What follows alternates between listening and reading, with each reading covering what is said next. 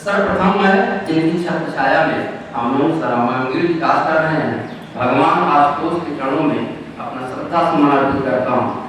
ज्ञानदायिनी मां शारदे, ब्रह्म स्वरूप ओम, प्राणों से प्रिय भारत माता, हम सबके शुभेच्छु कर्मयोगी प्रयोगकर्मी यशस्वी प्रधानाचार्य जी, हमारे अग्रज एवं अनुज आचार्य बंधु विभूषण आचार्य दीदी और इस पावन धरा पर साधना कर रहे हमारे प्रिय भैया और अनुज।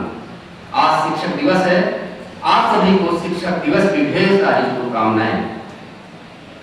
जैसा कि आप जानते हैं कि अपना यह भारतवर्ष ऋषियों मुनियों शिक्षाविदों विद्वानों महान दानियों एवं वीरों का यह धरती रहा है और हम सभी सौभाग्यशाली हैं कि जिस धरती पर देवता भी जन्म लेने के लिए तरसते हैं, उसी धरती ने हम सभी को अपना संतान मानकर के गौरवान्वित किया है। हमारा यह मानव जीवन तभी सार्थक होता है जब हम अपने मन वाणी और कर्म से ऐसा कार्य करें कि इस धराधाम पर हमारा नाम हमेशा के लिए अमर हो जाए।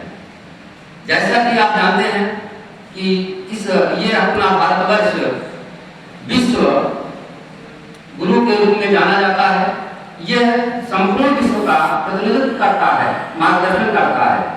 इस पावन धरा पर ऐसे ऋषियों मुनियों विद्वानों का जन्म हुआ है जो पूरे विश्व में अपना नाम रोशन किए हैं।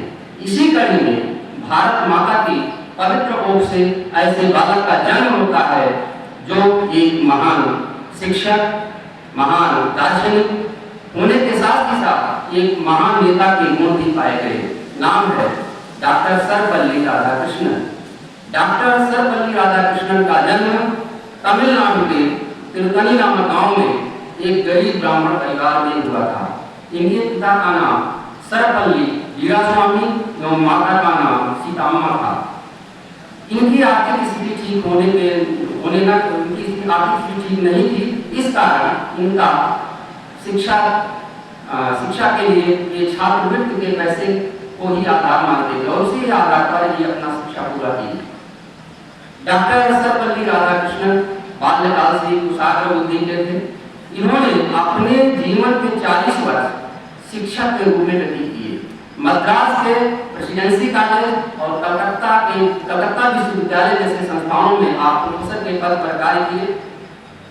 1949 से 1952 के बीच आपको सोवियत संघ में भारत के राजदूत के रूप में नियुक्त किया गया। 1952 से 1962 के बीच 10 वर्षों तक आप भारत के प्रथम उपराष्ट्रपति के पद को सुशोभित किया। 1962 में इस भारत देश के सर्वोच्च पद राष्ट्रपति के पद पर द्वितीय राष्ट्रपति के पद के रूप में आप गौरवान्वित किए। इतने सर्वोच्च पद पर होने के बावजूद भी आप अपने आप को शिक्षक ही मानते थे। शिक्षकों के प्रति इनका पाठ नहीं था। एक बार इनके कुछ विद्यार्थी इनके पास गए और उन्होंने इच्छा जाहिर की कि मैं आपका जन्मदिन मनाना चाहता हूँ। उन्होंने आग्रह करने पर उन्होंने कहा, अगर आपको हमारा जन्मदिन मनाना ही है तो इसको शिक्षक दिवस के रूप में मनाया जाए। तभी से 5 सितंबर 1962 को पहली बार शिक्षक दिवस मनाया गया और तब से शिक्षक दिवस 5 सितंबर को मनाया जाने लगा। डॉक्टर साहब एक कुशाग्र बुद्धि के थे। आप इतने पद पर होते हुए भी अंतरराष्ट्रीय स्तर पर भी अपनी ख्याति बनाए। आप संयुक्त राष्ट्र शैक्षिक वैज्ञानिक एवं सांस्कृतिक संगठन जिसको यूनेस्को कहते हैं उसमें आप भारत के प्रतिनिधिमंडल का नेतृत्व भी किया था। आपको भारत और पश्चिमी देशों के बीच सेतु निर्माता के रूप में भी जाना जाता था। जैसा कि आप जानते हैं शिक्षा वह है जो समाज के निर्माण और प्रलय दोनों ही उसकी गोद में खेलता है। शिक्षक उस मोमबत्ती के समान होता है जो अपने आप को जलाकर दूसरे को प्रकाश देता है। शिक्षक की महिमा का वर्णन वेदों पुराणों गीता सभी धार्मिक ग्रंथों में किया गया है। शिक्षा से संबंधित है। शिक्षा जैसा कि आप जानते हैं कि गुरुकुल पहली शिक्षा गुरुकुल में दी जाती थी।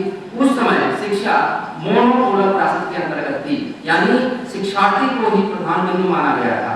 तत्पश्चात कुछ समय बाद शिक्षा को डाइपोलर माना गया, यानी द्विध्रुव के अंतर्गत लाया गया, जिसमें शिक्षक और शिक्षार्थी दोनों को प्रधान बिंदु बनाया गया। लेकिन कालांतर में शिक्षा ट्राइपोलर क्लासेस के अंतर्गत आया, उसमें शिक्षक, शिक्षार्थी और पाठ्यक्रम को शामिल किया गया। लेकिन आज जो शिक्षा है वो टेट्रापोलर क्लासेस के अंतर्गत है।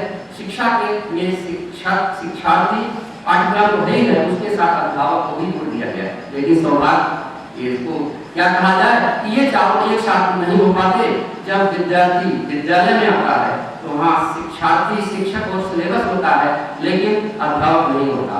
लेकिन वो जब घर जाता है बालक तो शिक्षार्थी, पाठ्यक्रम और अध्यापक होता, वहाँ शिक्षक नहीं होता। इसीलिए हमारे विद्वत जनों ने एक ऐसा योजना बनाया